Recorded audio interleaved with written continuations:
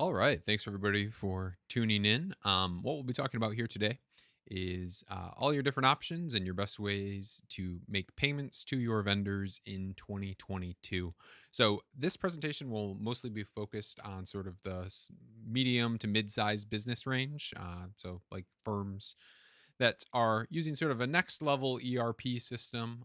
So if you're on QuickBooks or something like that, this might be a little too small for you. But the good news is that QuickBooks does have a lot of good inbuilt payment options. So hopefully those will meet your needs. Primarily, what I work with and what I will focus on here today is companies that use mid-size ERP systems. Specifically, Dynamics GP is the one that I work with the most. I also work with Dynamics Business Central, so I'll kind of try to cater that message based on that. So I'll be going through each payment method, sort of talking about the pros and cons of each, sort of what our options are, different things to think about while you're looking into these options. And from there, hopefully, I can provide some insight and a little bit of direction on what you can do next. So we'll get started. So, of the available options that we'll be talking about here today, there's our old reliable paper checks, in house or outsourcing. We'll talk about some of the concerns around that, kind of how that operates today, and positive pay a bit. We'll also be talking about ACH slash, also known as EFT, file delivery. Basically, electronic payments in the US and Canada all use a very similar standard that we can discuss, and I'll talk about different ways you can incorporate that. We'll also talk about virtual cards. So, virtual cards are really exactly like they sound. It's a way to pay your vendors using a virtual credit card. There's some pros and cons to that, which we'll talk about.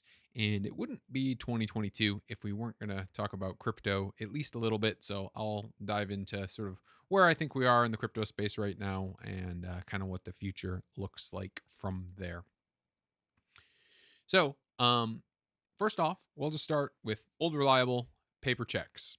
Um, this is something that almost all businesses use, and some of the people I talk to is I advise people on how they can sort of operate their accounts payable systems a little bit better. Like, feel bad that they're still using paper checks, but paper checks are sort of a necessary evil. It's always been there. They're probably always going to be there in some capacity, at least for the medium term. And there are some pros to it. There's definitely reasons why a paper check process is a good solution.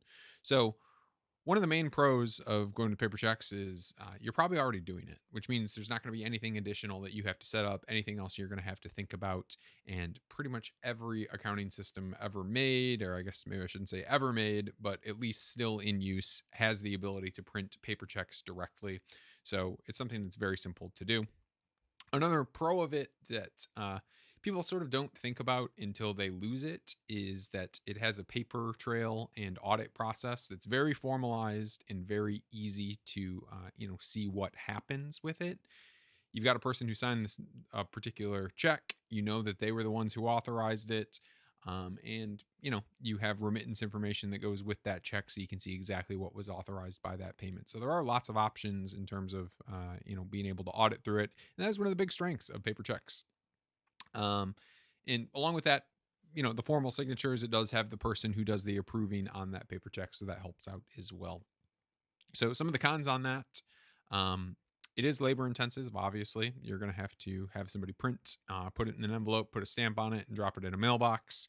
Um, Also, it is relatively slow. You are dependent on the mail system or a courier service if you need something quick. And I don't think I have to tell you, if you rely on a courier service to get payments, that is sort of changes the cost structure dramatically.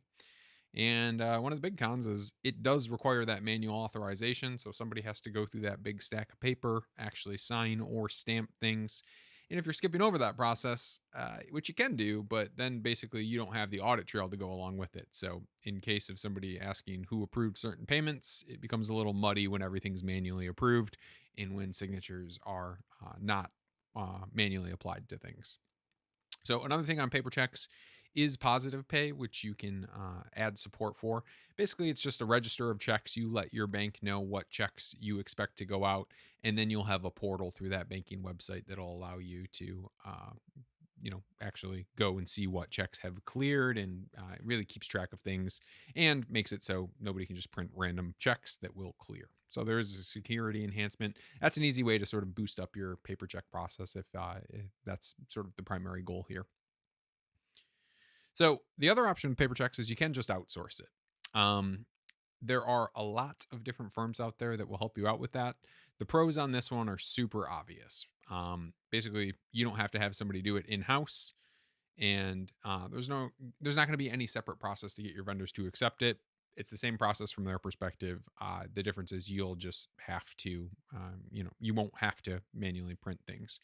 Now, some of the cons on this is basically you can lose some of the control that you have on paper checks if you don't set it up properly.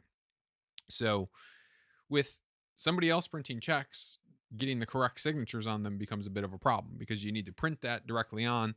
And a lot of times people will do this, and that will be the breakdown in the audit trail is they'll just put the same signature on everything and have those go out. Like I said, there are third-party vendors that offer this sort of service. I work for one of them, Fidesic. This is one of the things that I like to talk about specifically when I'm advising people on how to get their payments process set up and outsource. Is we do have a workflow that allows people to approve paper checks, and that will put their actual signature on the file. And that's great because that'll make the audit trail match exactly what the person wants to approve. And basically, the paper will match the digital version, which is super helpful.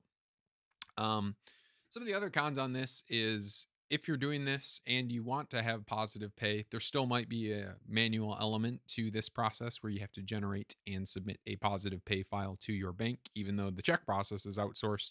But again, most third party vendors should have an option for that. With Fidesic, we do have an option for that, which should make it easy to get that positive pay file and maintain all your controls as you go. And then a final con on this is you're probably going to have to keep the check printer around because if somebody's standing at your office and wants a check directly, you'll probably want to keep the ability to just print it directly and hand it off to them. So you'll probably still have to keep some history of paper checks or some ability to print paper checks on a local way. So now that we're through the checks, the physical check sign, we can talk about electronic payments using US and Canada Bank Network. So when I say ACH, a synonym for that would just be EFT. And basically, what I'm talking about specifically in this case is the generation of a particular file type. It's called a NACHA file. And that file is supported by the banking network for disbursement of payments. So, really, at the end of the day, all electronic payments are for payment processing in the US and Canada is just the generation of this file, which is then compatible with the bank network. And you would then upload that file to your bank, and the bank would actually handle the disbursement. Now, the pros of doing this in just sort of the inbuilt manual method is that your accounting system probably already has a way to generate this file, and that file will likely be configurable in a way that'll make it compatible with whatever bank you are working with. So it's not like an extra system that you have set up. And I can say specifically that I know Dynamics GP and Business Central both have the ability to generate these files, and I would imagine almost every mid-level ERP system will have a similar ability. And then the second big pro of going this route is it is going to be super low cost, especially when compared to paper checks. So the cost itself will vary from bank to bank, and some have per transaction fees or per file fees, but you won't, it's still going to be considerably less compared to paper checks. So it should be a very cost effective way to do this. Now, there are some cons of doing it this way. The biggest con, in my perspective, is sort of the additional security and data integrity concerns that it does arise. So, first off, to generate this file, you will need the vendor's banking information, which is a whole set of security concerns on itself. So, there's a process of collecting that data. There's the process of storing that data. And at the end of the day, if you're the ones with that information and you're the ones generating the file, it's sort of on you to make that process secure. So, um, I always recommend for banking information, you want to store it encrypted at rest, and you want to severely limit the people that have access to that. With the way that our system has things set up, that data is accessible by no one, and it is managed by the vendor themselves. So there's no security from the vendor to the person communicating, and there's no security of where that data is actually stored that would be concerned with the way that we have it set up with Fidesic. And then the other con of doing it this way is it's all great. You get this process set up, but then the formal approval process can easily break down because you no longer have that piece of paper to look at and sign on to say, yes, I authorize this. So it's very important to have some sort of audit and some sort of formalized approval on these payments. So then your audit trail will match exactly what your payment records show. And then finally, it is an extra manual process. So you've got to generate a file, you've got to upload that to your banking portal. And it is just a plain old file. So, potential security concerns around that as well. Somebody could edit a file and change it before they upload it to the bank. Flat file integration is not usually what I recommend. So my favorite of all of these, or the one at least that I think has the best value for people, is going to be what I call direct ACH. Also can be called direct EFT, um, ACH fulfillment by SFTP. Goes by a couple different names, but basically what this means is it's the same Notcha file that we just talked about, but this file will be automatically delivered in a secure method to your bank. So right there, we zip up the one con of manual ACH processing, that you have to download and then manually upload a file. And that directly relates to the pro of this, that it is very secure. There's no room for meddling in between the file generation and delivery to the bank. And the other pro is it maintains the same low cost that you would have if you were doing a manual ACH process. Now, it's hard for me to fully divest my own experiences with Fidesic in this, because most of the cons on this list are things that are addressed by using our system to process.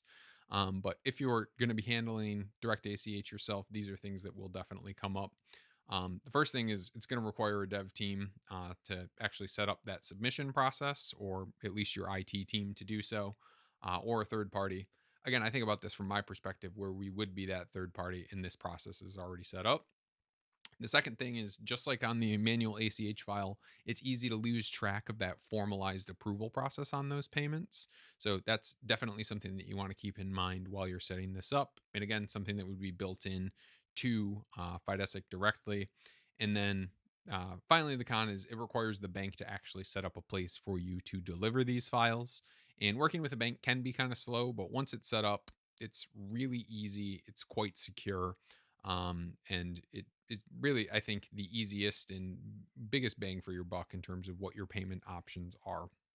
Now, the other con that I mentioned on manual ACH is you would be responsible for, getting and storing your vendor's banking information to generate this file. That's yet another thing that would be managed with Fidesic. It's just a vendor portal where the vendors would be able to enter that information, and you would generate the file based on that info without ever having any of the risk of touching that data directly. So, in my mind, implemented properly, direct ACH is sort of the best option. Now, another layer on top of that, that is increasing in popularity specifically lately, is virtual cards. And like I mentioned at the top, virtual cards are really exactly like they sound. It's a virtual credit card that you would use to pay your vendor. Now, those virtual cards have been gaining popularity pretty quickly over the last few years. And one of the main drivers of that is they're almost always going to be handled by some third party company that helps you use the virtual card process. Now, virtual cards are great and super secure, probably the highest level of security on any of these, because they only exist for the time they need to issue the payment. So there's no room to like overpay or have your information compromised. In my mind, it's the most secure way to do things. The biggest con of using this method is not all of your vendors are going to opt in to receive payments in this way. It's going to be a small percentage, or depends on your industry, you might be able to get somewhat sizable, but you're still going to have to maintain some other method to pay your vendors, because not everybody is going to opt in for these virtual card payments. um, And then another big pro of setting this up, which is another reason this is driving adoption and people are really jumping on board with it, is it kind of flips the script on paying your vendors and takes it from something that costs you money into a way that you can actually generate revenue by paying your vendors.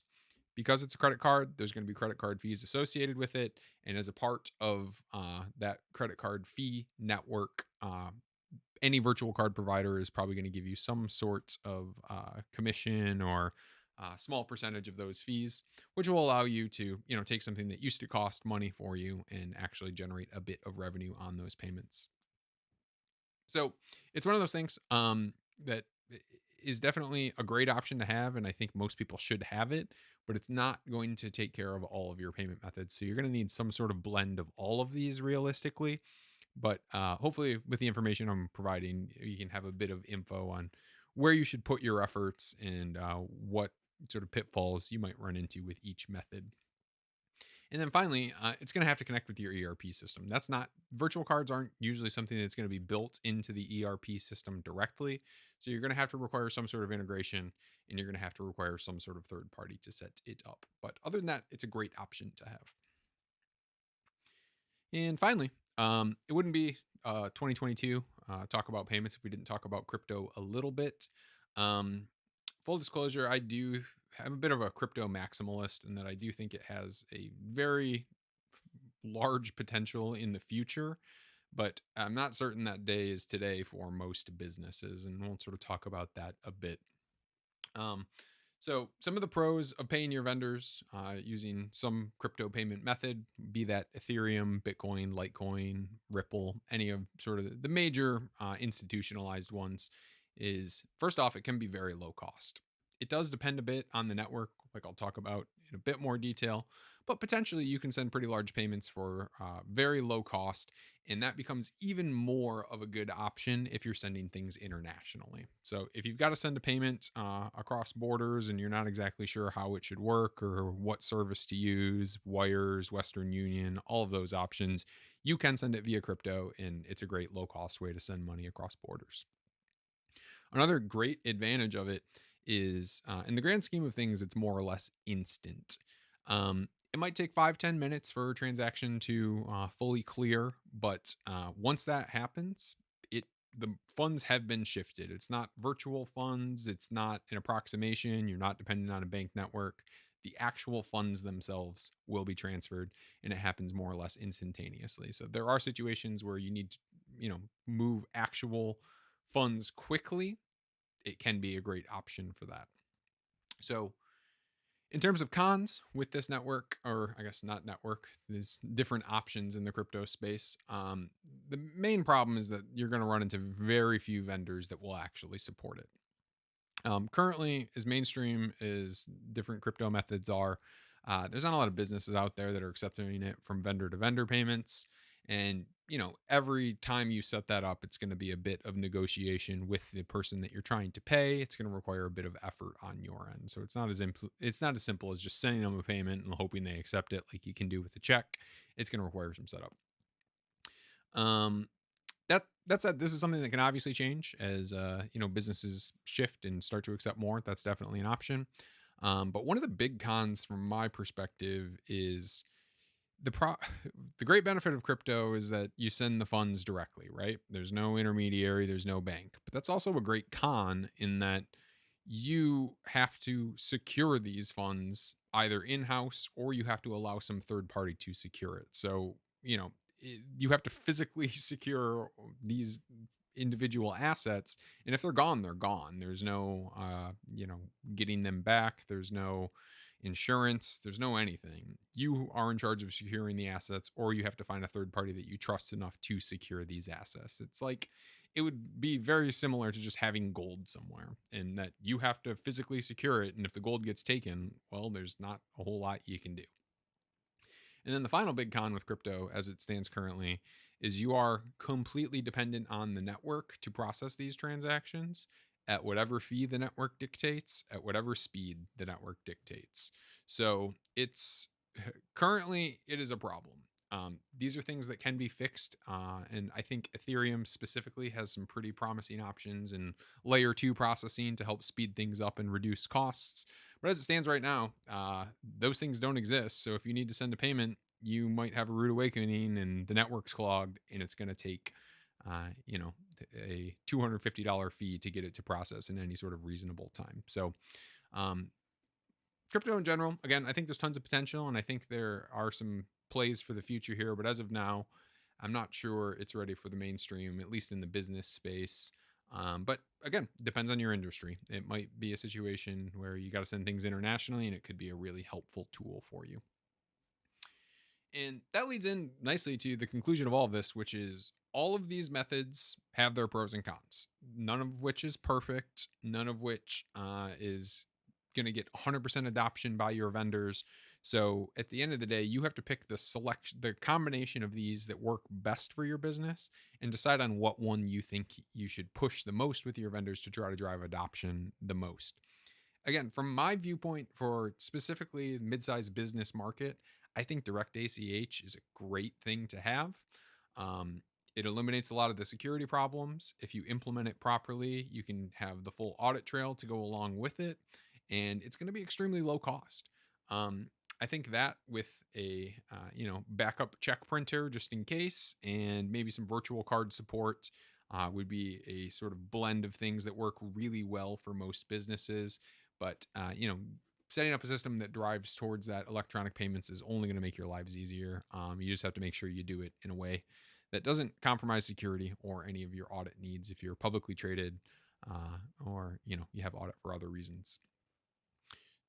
So, like I've alluded to during this, I do work for a company called Fidesic, and we do payments, AP automation specifically. So we also help on the invoicing side, but we're talking all about payments here today. I've made mention to a couple of those things. If you have questions or you think that implementing a direct ACH solution is something that works for you, definitely reach out to us. If you're on GP or Dynamics Business Central, that's our sweet spot. That's where we like to hang out, and I think that what we offer is pretty compelling in terms of security and just efficiency and ease of use for those types of customers. To really you can outsource the paper check fulfillment completely if you'd like, and B, we can help you get you set up with that direct ACH process, which in my opinion is probably the best low cost option out there. So if you have any questions, definitely reach out to us. You can just go to fidesic.com to get more info, hop on the live chat once you're there, or just send us an email or hit any of the contact buttons, and we'll be happy to assist. So hopefully you found this useful, and I look forward to payments processing in 2023. Maybe we'll be a little more crypto based. Stay tuned. We'll see.